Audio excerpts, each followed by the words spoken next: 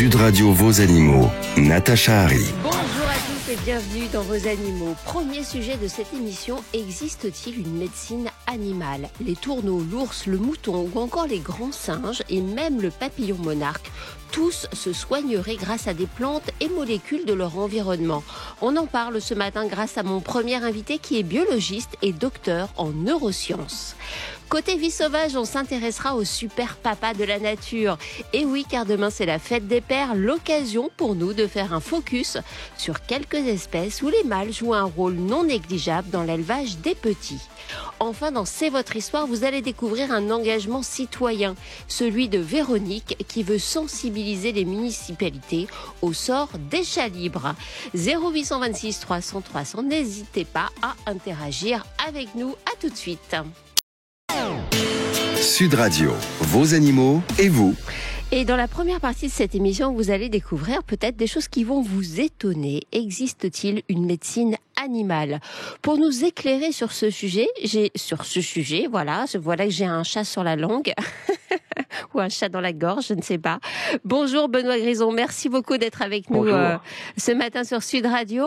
Benoît, vous venez de publier un ouvrage passionnant qui s'intitule « Les portes de la perception animale ». Vous êtes docteur en sciences cognitives, biologiste, sociologue en sciences et grâce à vous ce matin, on va s'intéresser surtout à la manière dont les animaux sont capables de se soigner. Est-ce qu'il est absurde de parler d'automédication chez les animaux, ou en tout cas chez certains d'entre eux? Pas du tout, mais ça tombe bien, vous m'auriez dit oui, j'étais pas bien. Oui, bien sûr, notre émission tombait à l'eau dans ce cas-là. En fait, on a longtemps tenu ça pour absurde, y compris dans le milieu qui est le mien, le milieu scientifique, avant de découvrir que tout un tas de savoirs populaires, surtout de populations proches de la nature, notamment les chasseurs-cueilleurs d'Afrique ou d'Amazonie, que ces savoirs populaires qui disaient que les animaux soignés étaient vraiment fondés. Et bien plus, on soupçonne fortement que nos ancêtres se sont inspirés de stratégies thérapeutiques des animaux qu'ils observaient et chassaient pour enrichir leur propre pharmacopée. Donc les animaux, c'est vrai, nous servent souvent d'exemple. J'imagine que parmi les espèces les plus inventives, créatives sur ce sujet, on peut trouver les grands singes. Tout à fait. Nos plus proches parents, le chimpanzé et le bonobo, c'est surtout le chimpanzé qui a été étudié à partir de la fin des années 70. Et il y a un chercheur anglais qui travaille aux États-Unis, Richard Wrangham, qui, étudiant une population de chimpanzés en Tanzanie, a découvert pour la première fois que des chimpanzés utilisaient une sorte de plante médicament. Il s'agit de l'aspilia. C'est une plante avec des feuilles un peu velcro, avec des petits crochets.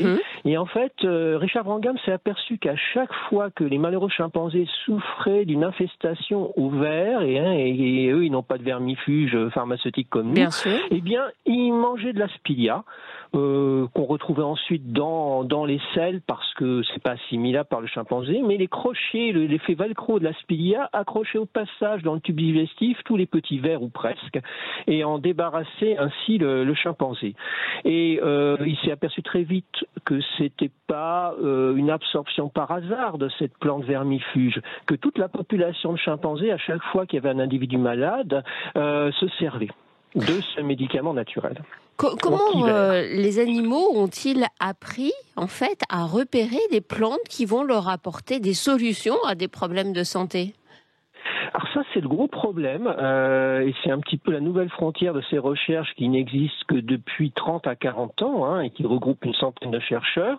On pense, si vous voulez, que il y a certains animaux plus hardis que d'autres qui goûtent des plantes nouvelles.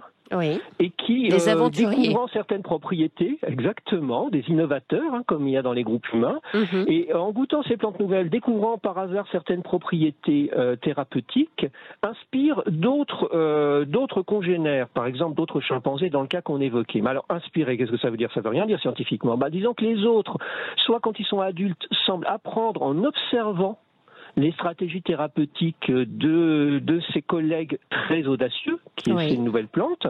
Et puis, il semble aussi que parfois les mères, mais pas toutes, enseignent aux petits certains trucs thérapeutiques. Voilà. Mais c'est encore assez mystérieux. Et puis, vous avez aussi des espèces d'invertébrés où on n'est pas toujours sûr, parce qu'il y a aussi des invertébrés qui se soignent, que le comportement ne soit pas inné. Vous voyez, vous avez le beau papillon monarque qui fait sa migration à tous les hivers au Mexique et qui, quand il y a des parasites unicellulaires, des protozoaires de leurs œufs, eh ben ces papillons monarques vont pondre systématiquement leurs œufs sur des asclépiades, des plantes qui sont toxiques pour les parasites. On pourrait se dire c'est un comportement super intelligent, mais on n'est pas sûr que le papillon ait appris ce comportement. C'est peut-être inné, ça peut être été sélectionné ce comportement thérapeutique par l'évolution, la sélection naturelle. Donc si je comprends bien, à la fois des comportements de nature innée, également des transmissions soit des parents vers leurs descendants ou simplement un apprentissage par l'observation des congénères. Ça c'est un schéma, enfin c'est 3 schémas-là puisqu'il s'agit de 3 schémas différents. On retrouve ça à chaque fois que l'on observe en fait des animaux qui apprennent à se soigner. Oui, tout à fait. Mais ce qui est super intéressant, c'est que chez certains oiseaux, dont on a revu beaucoup à la hausse la cognition, l'intelligence en marchant vite, chez certains mammifères, il y a des cultures animales avec des transmissions dans des groupes. Et là, on voit bien que l'apprentissage, y compris par observation, qui est un apprentissage très intelligent, parce que comprendre ce que se dit l'autre et ce qu'il fait en l'observant, il faut être très intelligent. Oui. Mais on voit bien que chez les oiseaux et les mammifères, les stratégies thérapeutiques, la plupart du temps, ressortissent à une transmission culturelle, entre guillemets. Et d'ailleurs, il y a certains groupes d'oiseaux de la même espèce qui n'ont pas les remèdes qu'ont d'autres populations d'oiseaux qui sont pourtant de la même espèce. Vous avez aussi des groupes de chimpanzés qui n'ont pas certains remèdes, mais qui en ont d'autres. Donc, chez les oiseaux et les mammifères, c'est surtout une transmission par apprentissage. Et puis, pour les invertébrés, on soupçonne parfois qu'il y ait des formes d'apprentissage, parce que même les invertébrés, maintenant, on sait que une abeille est capable de reconnaître le visage d'un apiculteur, qu'une guêpe est capable de compter au moins jusqu'à 3, et on s'est aperçu que certaines mouches, la mouche banale, la drosophile, eh bien, étaient semble-t-il capables, pour certaines populations de drosophiles, de développer des stratégies thérapeutiques antiparasites en consommant de la banane fermentée, parce que l'alcool, à ce moment-là, détruisait les parasites. Donc, si vous voulez, on ne peut pas dire on y a des stratégies innées thérapeutiques sélectionnées par l'évolution, il y a des stratégies apprises, des congénères, mais on ne peut pas dire que les invertébrés sont incapables d'apprentissage. Bien sûr. C'est d'ailleurs étonnant parce que souvent, justement, on associe ce type d'apprentissage à une forme d'intelligence et aux espèces reconnues comme ayant le plus haut niveau d'intelligence, alors que si on vous écoute, non, en fait. Oui, alors en même temps, la cognition, par exemple des insectes, on s'aperçoit qu'elle est beaucoup plus sophistiquée qu'on ne le pensait autrefois, ne serait-ce que parce que, par exemple, une fourmi, dans 1 millimètre cube de cerveau, ce qu'on appelle ses ganglions cérébroïdes, elle a beaucoup plus de neurones qui sont miniaturisés que la plupart des mammifères et des oiseaux. D'accord. Donc maintenant qu'on a compris ça récemment, on se dit d'accord, ils sont quand même ces animaux capables de performance cognitive parce que en fait, par unité de volume, ils ont beaucoup plus de neurones que les oiseaux et les mammifères. Oui. Donc, les animaux ne cessent de nous surprendre par leur capacité, y compris cognitive, et notamment dans le domaine de l'autothérapie. Parmi les exemples que j'ai rapidement cités tout à l'heure, mais j'aimerais que vous nous les développiez, il y a les tourneaux. Oui, absolument. Alors, les tourneaux nord-américains particulièrement, qui a été bien étudié par des biologistes du comportement et des ornithologues, ces tourneaux nord-américains, il utilise la carotte sauvage pour garnir son nid. Et on a longtemps cru que c'était une espèce de comportement ornemental comme font certains oiseaux pour leur nid, mais pas du tout, parce qu'en fait, la carotte sauvage contient un stéroïde, un composé qui est antiparasitaire et qui peut en fait chasser à la fois des mites parasites de la couvée, mais aussi des acariens comme les tiques. Donc il s'agit d'un comportement intelligent prophylactique, si vous voulez, de la part de les tourneaux nord-américains. Vous avez la même chose d'ailleurs avec la mésange bleue du Fango en Corse, le parc naturel de Fango, qui est une zone protégée. Eh bien, la mésange bleue orne au moment où elle a bien sûr une couvée son nid d'un certain nombre de plantes. On s'est aperçu que ces plantes-là, elles étaient toutes des plantes médicinales, si vous voulez. De la lavande, par exemple, entre autres, ou de la calaminthe. Et encore, c'est une sorte de désinfectant naturel pour aider les oisillons à bien se développer sans être trop infectés. Et en ce qui concerne l'ours, lui aussi, il a des spécificités en la matière. L'ours est-il docteur ? Oui, alors, les Navajos, au sud des États-Unis, autrefois disaient l'ours se soigne quand il a des graves indigestions. Oui. Et il désignait une plante que les botanistes connaissaient bien, l'Hygosticum. On s'est gaussé des Navajos pendant tout le 19e siècle, y compris malheureusement certains ethnologues qui normalement sont sensibles à la valeur des savoirs populaires, mais à l'époque il y avait un tel préjugé vis-à-vis des Indiens.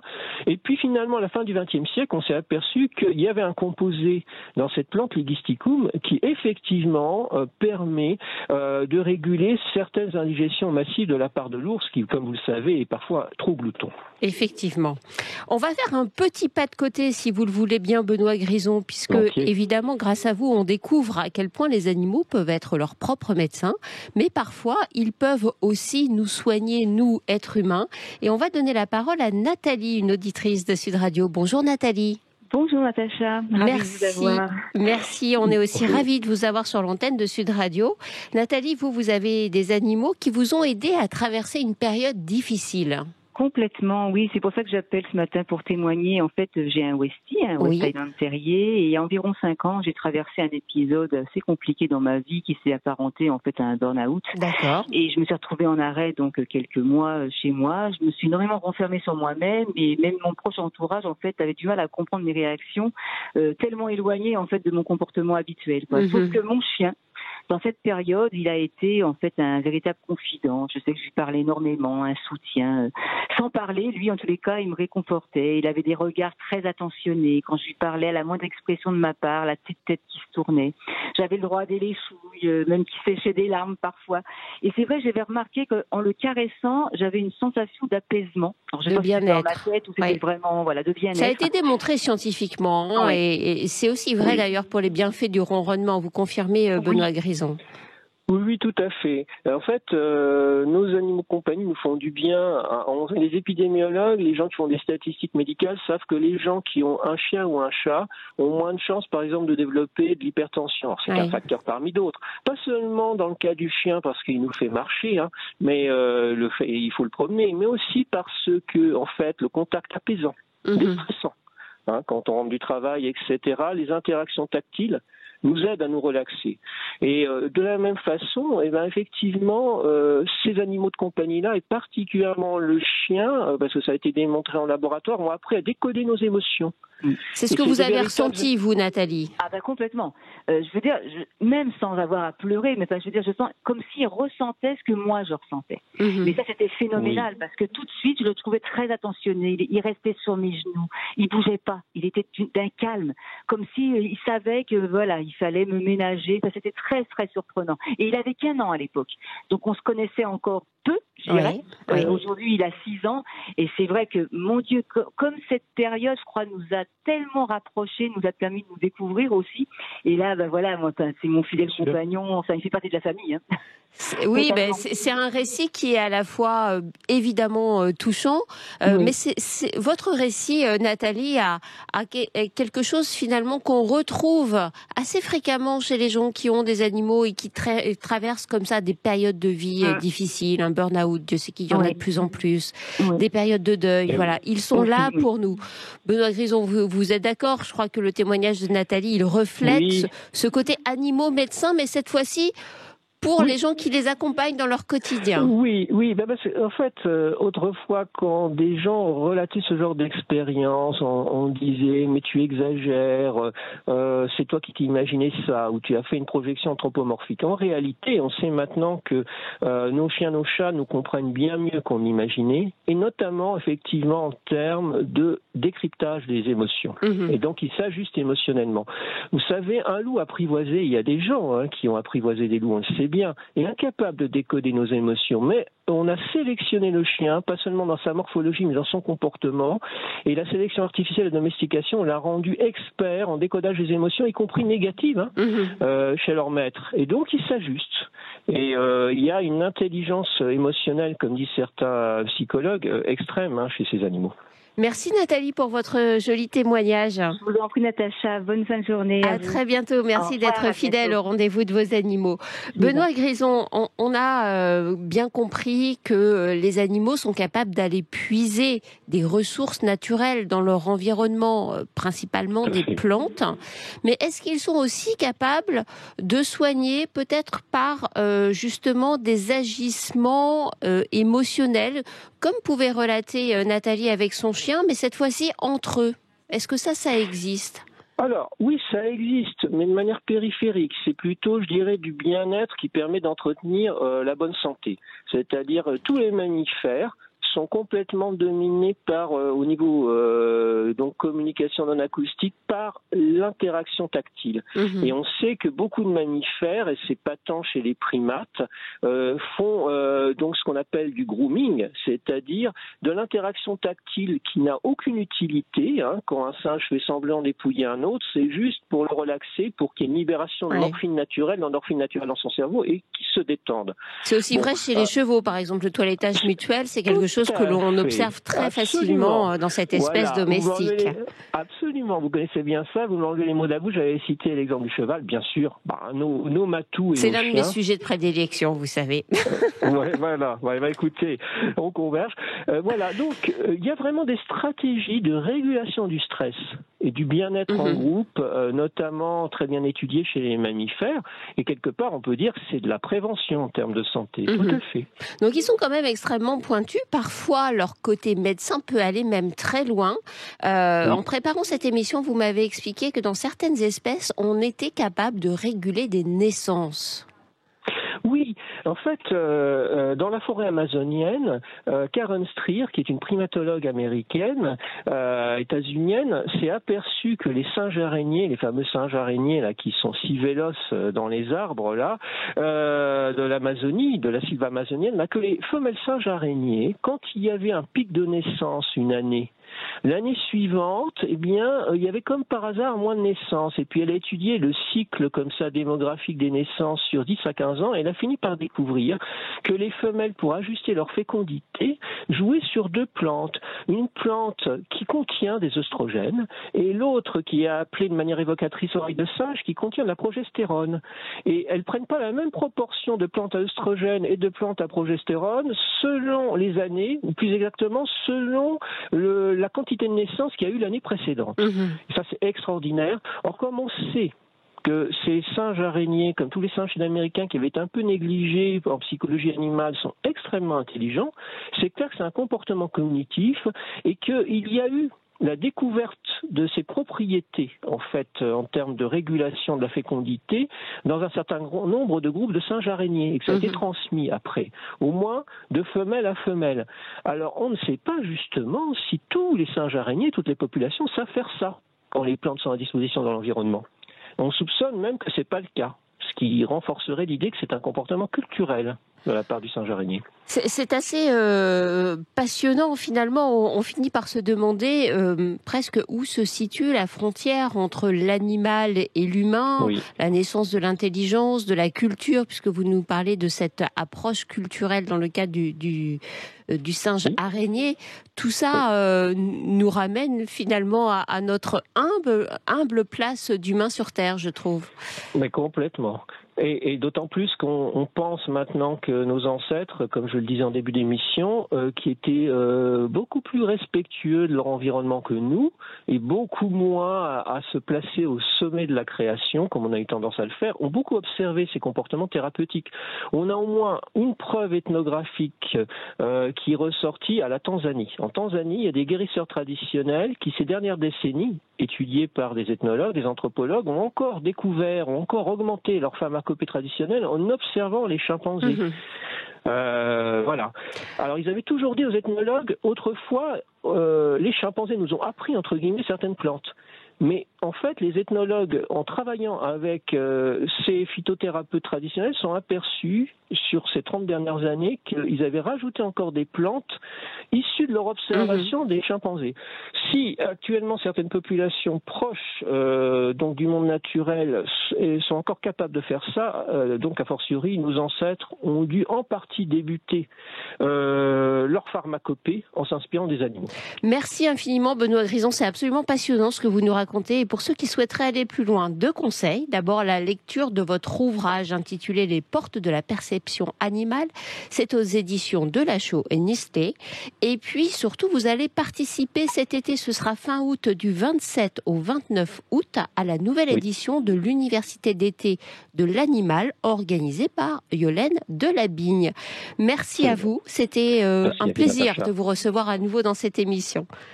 Allez, on marque à bientôt Benoît. On marque une courte pause et on se retrouve dans quelques minutes.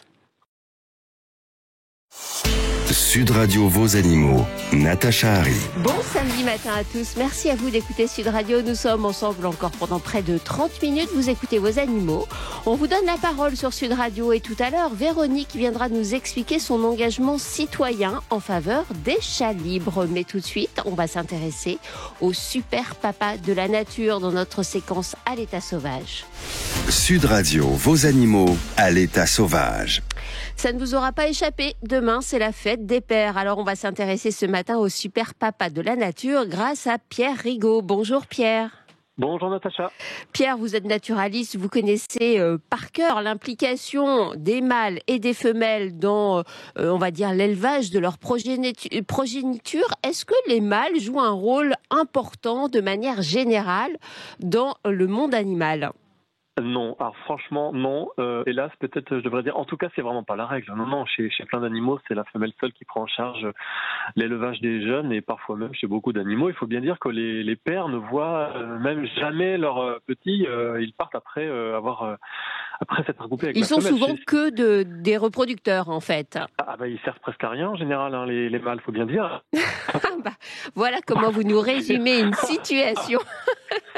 Bon, il y a quand même des exceptions à cette règle générale qui fait que, allez, on va dire qu'il y a quand même quelques super papas dans le monde animal. Oui, déjà, en fait, chez les oiseaux, c'est quand même plus fréquent que chez les mammifères. Oui. C'est un rôle très important dans l'élevage des petits. Là, en ce moment, c'est la pleine reproduction pour plein de petits passereaux dans les jardins. On peut voir des mésanges qui passent des heures à aller chercher des chenilles pour aller nourrir leurs poussins. Et là, ce sont autant les pères que les mères qui nourrissent leurs un peu d'égalité dans les tâches ménagères. On aime bien ça, Pierre, vous savez. Mais écoutez, c'est une question d'efficacité pour eux, en tout cas. Je ne sais pas s'ils sont c'est une question de morale, c'est plutôt une question d'efficacité parce qu'il faut manger pour les petits. Et c'est le cas, en fait, chez plein de passereaux. Même si la couvaison, avant que les petits naissent, est assurée généralement par la femelle en grande partie, en majeure partie du temps, en tout cas pour les petits passereaux. Mais il y a quand même des oiseaux chez qui aussi les pères prennent un rôle important, soit pour remplacer assez ponctuellement la femelle qui va se dégourdir les ailes pendant que soit pour carrément assurer quasiment à part égale, en fait, l'incubation, la couvaison chez des oiseaux marins, par exemple. Je pense aux fous de bassin, ces grands oiseaux très beaux qui nichent au sol, sur les îles, au bord de l'océan, les macaremoines dont tout le monde connaît la bouille étrange avec cette air de clown aux bêtes rouges et colorées. Les albatros aussi, chez qui la couvaison souvent à part égale entre le père et la mère, et puis ensuite le nourrissage des petits. Donc, il y a même le assez connu, très connu, du manchot empereur. Alors moi j'en ai jamais vu en fait celui-ci parce qu'il faut quand même aller dans l'Antarctique comme chacun sait. Alors et là... Pierre, je vais t'arrêter parce qu'en fait on a un très mauvais réseau et c'est un peu dommage. Ah bah oui. Est-ce que en fait tu es assuré donc c'est vraiment gênant. Est-ce que tu peux aller dans un endroit qui passerait mieux où tu aurais un meilleur réseau? C'est pas sûr parce que... Ou un fixe, un téléphone fixe. Et non, il n'y a pas de fixe. J'ai pas de fixe ici. T'as pas de fixe? J'essaye de bouger. D'habitude, on n'a pas de soucis, mais là, c'est vraiment... Là, c'est bizarre. Je sais pas, je me déplace, mais en fait, je suis sorti. Mais... Là, on t'entend bien. Ah bon? Mais dès qu'on va recommencer... Ah bah zut, alors. Non, mais là, on t'entend bien, pour le coup. Ok. Bah écoute, sinon j'ai pas d'autre solution car j'ai pas de fixe ici et pourtant je suis en intérieur, d'habitude ça capte. Voilà. Bon, alors est-ce que tu peux rester où tu es parce que là ça a l'air de bien fonctionner. Je ne bouge plus. Donc pour essayer de reprendre sans que ce soit trop compliqué pour... tu étais en train de parler du manchot empereur. Est-ce qu'on peut rattaquer là-dessus? Ouais. Ok. Alors, attends, on va te donner le top. C'est bon, Max? Vas-y. Oui, je pense que tout le monde connaît le cas du manchot empereur, en tout cas connaît ces animaux de vue. Moi, j'en ai jamais vu de près, il faut aller dans l'Antarctique, mais c'est une reproduction assez exceptionnelle où le mâle a une part vraiment gigantesque puisque la femelle pond un œuf et l'œuf va être pris en charge complètement par le mâle pendant que la femelle va aller se ressourcer, va aller pêcher en mer pour reprendre de l'énergie. Et pendant ce temps-là, l'œuf, il n'est pas posé sur la banquise, sinon c'est la fin assurée. Bien sûr. Il est posé sur les pattes du père et caché sous un repli de la peau, donc il le tient à chaud comme ça pendant des jours, pendant un mois. Et là, c'est le père tout seul qui assure la couvaison. Donc c'est vraiment exceptionnel. Franchement, là, j'ai pas d'autres exemples en tête. Là, on est vraiment sur un super papa de la nature. Vous voyez, comme quoi, quand vous cherchez un peu, Pierre, vous trouvez. Oui, mais franchement, c'est exceptionnel. Alors, chez les mammifères aussi, si on peut parler quand même des animaux qui sont les plus proches de nous, alors là, c'est quand même encore plus rare. Il y a, disons que dans les meilleurs des cas, le papa joue un rôle presque équivalent à celui de la maman, mais franchement rarement plus important que celui de la mère. Il y a un cas que j'aime bien, c'est celui des loups, oui. Chez qui le père, heureusement qu'il est là pour défendre déjà la femelle et les petits, et puis rapporter de la nourriture avec la femelle aussi qui participe à ça. Et donc en fait, c'est plutôt un élevage familial. Et d'ailleurs, souvent, c'est le début d'une vie sociale, en fait. Quand les pères commencent à s'impliquer chez beaucoup d'espèces animales, c'est un peu le début de la vie en groupe. Et d'ailleurs, chez les loups, la cellule familiale qui s'installe. Exactement. C'est l'implication des pères, c'est le début de la famille. Et après, le père loup va continuer, en fait, son rôle dans peut-être l'apprentissage qui est dispensé aux petits, ou est-ce qu'il laisse faire ? Oui, parce que les jeunes, une fois qu'ils sont en âge de pouvoir suivre les adultes, vont suivre le reste de la meute. Mais en fait, la meute, en général, c'est souvent simplement les parents et les enfants et les louveteaux. Donc, quand les jeunes vont suivre leurs parents, ils prennent exemple sur le père, sur la mère, et c'est comme ça qu'ils apprennent la vie. Et donc, il y a d'autres espèces aussi dont je voulais parler, si on a encore un petit peu de temps. Bien chez sûr, les mammifères, nous avons tout le temps nécessaire. Bon, parce que il y a des mammifères chez qui les pères ont un rôle qui n'est pas égal à celui de la mère, peut-être, mais qui est quand même important en termes de protection. Alors, c'est un peu cliché. C'est peut-être un peu cliché que de dire que les pères sont protecteurs, je sais pas. Mais il y a des espèces animales quand même chez qui c'est important. Je pense à justement les proies des loups qui sont les bœufs musqués dans le Grand Nord, cette fois, les bisons en Amérique et aussi en Europe, chez qui, lorsqu'il y a une menace de prédateurs, les mâles, comme les femelles en fait, prennent la défense des jeunes, s'intercalent entre les prédateurs et leurs petits. Alors ça peut paraître évident, mais en fait il y a plein de mammifères chez qui les pères sont pas du tout là à ce moment-là, ils n'en ont rien à faire, ils sont partis depuis belle lurette, donc c'est important à souligner, je pense. Effectivement, vous voyez comme quoi, certes, ça peut sembler être un cliché, mais c'est un rôle quand même essentiel. Et puis finalement, dans le monde animal, il n'y a pas réellement de clichés. C'est chez nous, êtres humains, qu'on crée des clichés. Absolument. Et je sais pas si on peut parler d'un petit crapaud parce que Si, parce que je sais que vous adorez les petites espèces qui sont méconnues, qui passent totalement inaperçues aux yeux de l'immense majorité des gens, mais grâce à vous, on les découvre un peu plus. Donc vous avez le droit. Ah oui, merci Natacha, parce qu'en fait les manchots, on va pas en croiser tous les matins, les bœufs musqués non plus, mais dans les jardins et près des habitations, il y a un petit crapaud que j'adore qui s'appelle le crapaud alyte, A-L-Y-T-E, l'alyte accoucheur. Et alors là, c'est assez exceptionnel aussi, puisque le mâle va carrément prendre en charge les œufs, il va les coller avec une sorte de mucus de gang sur son derrière, et puis il va se trimballer comme ça au sec avec les œufs derrière lui jusqu'à trouver une mare le moment venu quand il va sentir que l'éclosion est proche. À ce moment-là, la femelle est carrément ailleurs. Donc la femelle ne verra jamais ses petits, ne verra jamais les têtards.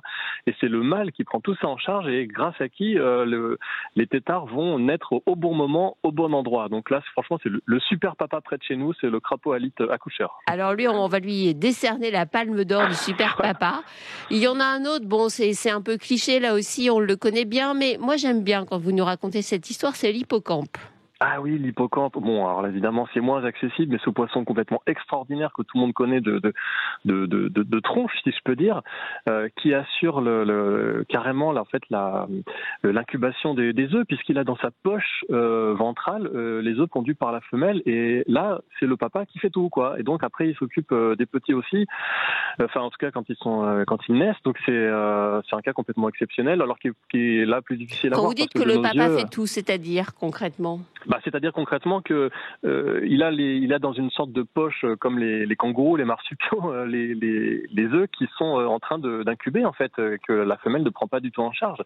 Et bon, alors, c'est peut-être pas grand-chose de tout faire, mais enfin, s'il n'était pas là, il y aurait pas de petits hippocampes. Donc là aussi, c'est assez exceptionnel. C'est pour ça que je trouve ça chouette d'en parler parce que à la fois c'est vraiment hors norme et on est content que ça existe, quoi. Et puis un dernier exemple à l'épierre, l'épinoche. L'épinoche, un petit poisson de nos rivières qui passe assez inaperçu, franchement, parce qu'il ressemble à n'importe quel autre petit poisson, plutôt gris argenté, mais avec quand même quelques couleurs.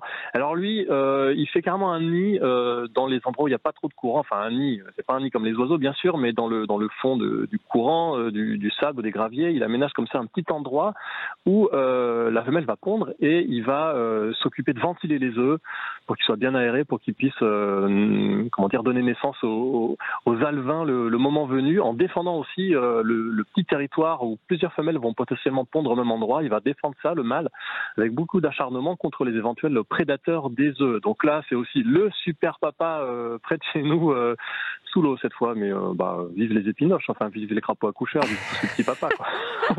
Exactement, ce sera le mot de la fin. Merci infiniment Pierre Rigaud. Franchement, moi je suis ravie parce que vous avez relevé ce défi des super papas de la nature. On a bien compris que ce n'était pas la règle, mais les exemples que vous nous avez présentés montrent quand même, parfois, sans papa, on n'est pas grand-chose. Et d'ailleurs, je fête une très bonne fête à mon propre papa. Merci Pierre. Avec grand plaisir, merci à vous. Allez, à bientôt et passez aussi un bon week-end, évidemment. On marque à nouveau une courte pause et on se retrouve juste après avec l'histoire de Véronique et puis bien sûr notre question veto. Sud Radio, vos animaux. Question veto. Et c'est Claude qui est avec nous au standard de Sud Radio. Bonjour Claude. Oui, bonjour Natacha. Merci d'être présente sur l'antenne de Sud Radio. Claude, vous vouliez me poser une question concernant une petite chatte qui n'est pas la vôtre, mais que vous prenez en charge, on va dire ça comme ça, régulièrement. Exactement. Expliquez-moi tout ça. Voilà, alors c'est une chatte qui appartenait à la voisine et qui s'est donnée à la maison, quoi. Donc elle est dehors, elle est dedans, elle fait ce qu'elle veut. Mais voilà, depuis toute petite, elle a de la cystite, des cystites à répétition. D'accord. Alors on m'a dit qu'il y avait peut-être une malformation, quelque chose, parce que ça vraiment, ça l'a fait souffrir. Ça. Bah oui, ça c'est extrêmement douloureux, les cystites, bien sûr. Ah oui, et donc on lui a donné des traitements, et on m'a parlé d'une malformation, que ça pouvait peut-être venir de là. Bon, on a quand même, oui. Elle a quel âge, cette elle a 10 ans. Elle a 10 ans, d'accord. Ouais. Donc un âge qui commence à être un âge mûr, on va dire. Et elle a toujours eu ça, vous me dites? Ah, elle a toujours eu ça. Même là, plus on a jeune. changé. Oui. Très jeune, dès qu'on l'a vue, c'était assez grave. On a changé son alimentation, comme quoi ça fait l'alimentation. On lui a donné des croquettes pour les problèmes urinaires. Et là, ça va mieux. Il y a moins de crises. Il y a moins de crises, d'accord. Elle est moins, oui, voilà. Alors, la cystite chez les chats, d'abord, c'est quelque chose qui est fréquent. Et puis, il y a des chats qui sont plus sujets que d'autres aux problèmes de cystite, qui sont plus sensibles, qui vont déclencher parfois plusieurs épisodes de cystite par an. C'est vrai que ça se voit assez facilement parce que ça crée des douleurs. Souvent, le chat essaie d'uriner, ça dure très longtemps parce que ça lui fait mal. Vous le sentez comment quand elle a un problème ? Eh bien, disons que déjà, ça sent fort. Oui. Et puis, elle a vraiment toute la région très gonflée. D'accord. Très gonflée. Et est-ce qu'elle a vu un vétérinaire ? Oui. Pour ça. Et c'est le vétérinaire qui vous a parlé d'une malformation ? Qu'elle aurait peut-être une malformation. D'accord. Mais il n'a pas fait d'examen complémentaire ? Non. Okay. Non. Bon, parce que la cystite, elle peut avoir vraiment des causes très variées. Il y a une cause très fréquente de cystite. Ce sont les calculs urinaires. Et c'est vrai que vous avez raison, l'alimentation, c'est un facteur clé dans la survenue des calculs. Donc là, si vous avez l'impression qu'en ayant changé son alimentation, ça va un peu mieux, oui. c'est une bonne chose. Souvent, on conseille quand même, plutôt que des croquettes, plutôt des aliments humides pour les chats qui sont sujets aux cystites. Elle n'aime pas ça. C'est dommage. Oui. Parce que ça permet de maintenir en fait une bonne hydratation de l'animal. Et les chats qui ont des problèmes de cystite vont souvent être aussi victimes d'une déshydratation. Mais vous avez vraiment essayé plusieurs marques, plusieurs types de produits ? Oui. Parce que souvent ils aiment bien, ils préfèrent même aux croquettes. Ben oui, mais elle aime bien ses croquettes. Enfin, d'accord. Elle aime les croquettes des autres surtout, mais. Oui, elle aime bien les croquettes des autres. Sauf que les croquettes des autres ne sont peut-être pas adaptées pour elle. Exactement, c'est ça. Et alors quand ça commence à plus aller, c'est qu'on s'aperçoit qu'elle a mangé trop des croquettes des copains, quoi. Alors est-ce que vous avez un moyen de lui mettre ses croquettes, non seulement de lui mettre ses croquettes à part, mais de faire aussi en sorte qu'elle ne touche pas aux croquettes des copains, ou c'est compliqué? C'est un peu compliqué, on y arrive plus ou moins, arrive, mais c'est vrai que des fois c'est un peu compliqué. Ouais. Parce que ce serait quand même l'idéal, c'est-à-dire qu'elle ait son coin repas à elle, où les autres ne viennent pas, mais qu'elle ne puisse pas aller non plus dans le coin repas des autres chats, ce qui n'est pas simple à gérer, ça je vous l'accorde, quand on a plusieurs chats. C'est vrai, c'est vrai. Là, je vous donne des grands principes, mais en pratique, je sais, c'est pas si évident après, que ça. On essaie, quoi. On faut faire exactement. Comme on peut, quoi. Écoutez, moi, j'ai envie de vous dire, continuez donc les croquettes que vous lui donnez si vous avez vu une amélioration. Malgré tout, peut-être, si vous voyez qu'elle fait des crises très importantes, vraiment avec une douleur, emmenez-la chez le vétérinaire, parce que ces cystites, elles ont des répercussions quand même importantes sur la santé des reins de l'animal, parce que derrière, il va y avoir une infection, donc il faut quand même pas laisser les choses en l'état et peut-être faire des examens assez réguliers pour s'assurer qu'il n'y ait pas une aggravation au niveau de sa cystite. Et laissez-la aussi dans une situation où elle aura le moins de stress possible, parce que le stress est toujours un facteur aggravant pour les animaux qui sont sujets aux cystites. C'est vrai, maintenant que vous en parlez, dès qu'elle entend un bruit suspect, une sonnette ou tout ça, elle va se cacher. Oui. Elle va se cacher. Elle est très très sensible, c'est vrai, hein. Eh bien, c'est typique en fait des animaux qui sont sujets régulièrement à ces problèmes de cystite. Le stress est toujours un facteur clé. Ah oui, là, donc tout ce qui va l'aider à ne pas être dans le stress sera un plus. D'accord. Bon, écoutez. Voilà, Claude. Je vous remercie beaucoup. C'est moi qui vous remercie. Essayez tant que possible de mettre ça en application. Je vais peut-être réessayer de lui donner des trucs plus mous, quoi, de la pâtée. Ça peut être pas mal. Essayez. D'accord. Je vous remercie beaucoup. Allez, merci à vous, Claude. Passez une excellente journée. Merci. Au revoir. On va rester dans le domaine des chats avec ma prochaine invitée qui s'appelle Véronique dans notre séquence C'est votre histoire. Vos animaux sur Sud Radio, c'est votre histoire. Vous le savez, sur Sud Radio, on parle vrai, on vous donne la parole. Alors aujourd'hui, nous allons découvrir l'engagement de Véronique en faveur des chats libres et des chats errants. Bonjour Véronique. Bonjour Natacha. Merci beaucoup d'être avec nous. C'est un vrai engagement finalement de citoyen que vous menez en faveur de cette cause qui est souvent laissée de côté. Le sort des chats libres et des chats errants, c'est pas tout à fait la même catégorie d'ailleurs. Vous allez nous faire la distinction entre ces deux catégories de chats. En France, il faut rappeler qu'on est quand même un pays où on adore les chats. Il y a à peu près 15 millions de chats dans nos familles. Mais il y a aussi beaucoup de chats qui sont dits libres, c'est-à-dire des chats qui vivent dehors, des chats qui n'appartiennent souvent à personne, qui parfois ont la chance d'être identifiés et pris en charge par des associations ou par des municipalités. Mais ce n'est pas encore monnaie courante. Et vous, c'est devenu un combat pour vous. Oui. Alors, merci Natacha de me laisser la parole sur ce sujet qui, je l'avoue, me tient à cœur. Oui, en tant que comportementaliste, mais aussi de citoyenne. Parce que pour moi, c'est un devoir de citoyen et c'est un engagement citoyen. Complètement. Oui. Qu'est-ce qui vous touche d'ailleurs, Véronique, dans la situation de ces chats ? Alors moi, j'ai des chats, mais c'est des chats qui viennent d'associations. Alors mes chats, j'en ai 2 actuellement. Elles viennent d'associations. Elles ont été chats libres avant. Voilà. Vous allez expliquer peut-être aux auditeurs qui nous écoutent. Alors, il y a beaucoup d'amoureux des animaux, qui écoutent cette émission, donc ils le savent, mais peut-être que ce n'est pas su de tous. C'est quoi un chat libre ? Alors, le chat libre, ce sont des chats qui ont été abandonnés par leur maître et qui retournent à l'état sauvage. Ou des chats qui sont nés dans la nature. Ou qui sont nés dans la rue. Voilà. Et il y en a beaucoup. Ou des chatons qui ont été abandonnés par les maîtres qui n'en voulaient pas et qui les ont laissés dans la rue. Bien sûr. Là est le problème, parce qu'après, c'est prolifération et on en a partout. Et le problème, j'ai constaté que c'est souvent le problème de la mairie. Plus personne n'est là, le maître n'est plus là, mais c'est la mairie. Et les mairies et les municipalités ont autre chose parfois à faire que de s'occuper de ça. C'est leur devoir de s'en occuper, mais quelque part... Ils ne le savent pas toujours d'ailleurs, ça fait partie de leurs attributions de s'en occuper. Voilà, et c'est pour ça que j'ai j'ai écrit un mémoire là-dessus lors de ma formation qui est validée. Et j'ai décidé avec mon école, qui est l'école ACEF à Thonon-les-Bains, de tirer de mon mémoire un petit livret destiné aux communes et de faire des affiches aussi pour les citoyens, pour les gens qui ont des chats, et leur dire voilà ce qu'il faut faire. Et la première des choses, ce que je veux dire aujourd'hui, c'est la stérilisation. Ça, c'est vraiment un message clé, Véronique.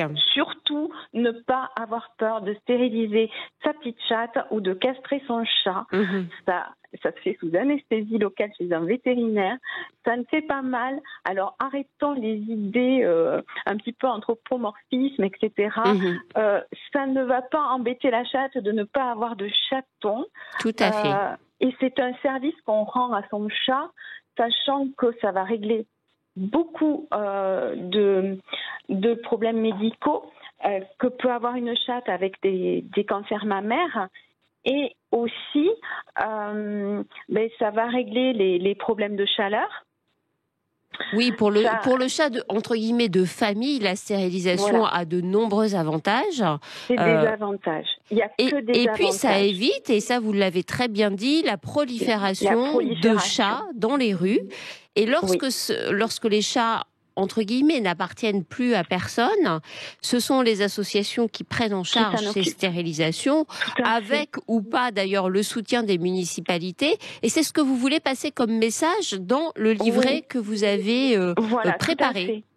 Tout à fait. Et puis bien sûr, quand on stérilise, on en profite pour identifier l'animal. Même un animal qui n'appartient à personne, il peut être identifié au nom d'une association ou au nom d'une mairie. C'est exact. Oui, et puis c'est la meilleure façon, si vous perdez votre chat, de le retrouver. Oui, alors ça c'est quand il appartient à quelqu'un, effectivement. Quand il appartient à quelqu'un. Et si votre chat n'est pas tatoué ou identifié, en général maintenant ils identifient avec ICAD, vous en avez parlé lors d'une récente émission, dès qu'il est identifié, s'il n'est pas identifié, votre chat de maison, il ne va pas revenir chez vous s'il est frappé par ou une association ou une municipalité ou la fourrière. Il ne va pas revenir chez vous. Donc, j'ai envie de dire aux gens, soyez responsables si vous aimez, et souvent je dis aux gens, si vous aimez votre chat, faites-lui ce cadeau. Stérilisez-le, identifiez-le. Voilà, c'est le plus beau cadeau qu'on peut faire à un chat si vraiment on l'aime. Moi, je le dis souvent. C'est vraiment un parfait résumé des conseils on va dire du b.a.-ba du maître responsable, en fait. Oui, et les comportementalistes vont être d'accord avec moi, mes collègues. La première chose qu'on pose comme question à un problème quelconque, avez-vous vu le vétérinaire? Votre chat est-il stérilisé? Et bien souvent, les problèmes de comportement disparaissent avec la stérilisation. Alors, juste pour revenir à votre guide, Véronique, donc vous, votre idée, c'est aussi d'accompagner quelque part, d'aider les municipalités qui, d'abord, ne savent pas forcément que c'est de leur responsabilité, lorsqu'il y a des chats sur leur commune qui n'appartiennent plus à personne, c'est de leur trouver des solutions aussi, en leur expliquant ce qu'elles doivent faire. Oui, les aider, les soutenir. Moi, en ma qualité de comportementaliste, j'ai proposé au maire de ma commune de lui donner des. Je n'ai pas d'association aujourd'hui, donc je ne peux pas récupérer des chats, et je ne le fais pas. Mais surtout lui donner des informations, et donner des informations aux citoyens lambda, puisque j'ai vu que le cœur de problème était là. C'est que le citoyen lambda, il ne sait pas tout ça, il a peur de tout ça, il ne pose pas assez de questions aux vétérinaires. Et les vétérinaires sont là aussi pour nous aider. Et bien souvent, ils le font avec plaisir. Et la première des choses que vous dire un vétérinaire, stériliser le chat. C'est sûr. Voilà, identifier le chat. Et c'est vrai qu'ils n'écoutent pas tout ça. Véronique, je crois que le message est bien passé ce matin sur l'antenne de Sud Radio.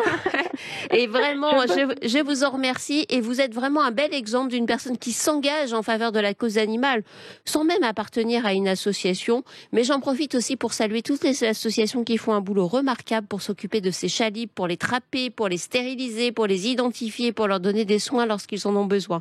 Merci à vous, Véronique. Merci beaucoup, Natacha. Allez, passez un bon week-end. Merci pour ce témoignage et merci à vous, très chers auditeurs de Sud Radio. Je vous souhaite un excellent week-end et une bonne fête à tous les papas, bien sûr.